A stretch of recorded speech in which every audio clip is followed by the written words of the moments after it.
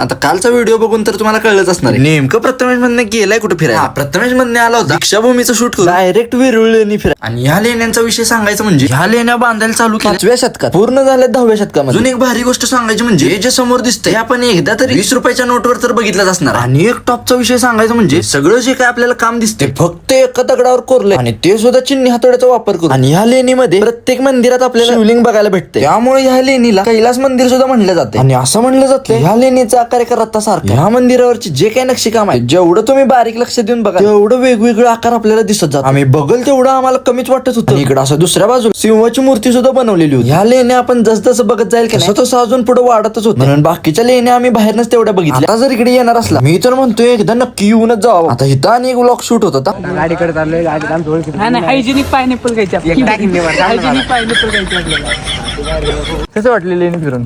एक number quality. पुढच्या वेळी येणार 100%. मी तर म्हणतोय तुम्ही पण एकदा येऊनच जा. जाता जाता तेवढं सबस्क्राईब आणि फॉलो. ह्याचा सिनेमॅटिक शॉट मी पुढच्या व्हिडिओत टाकतो.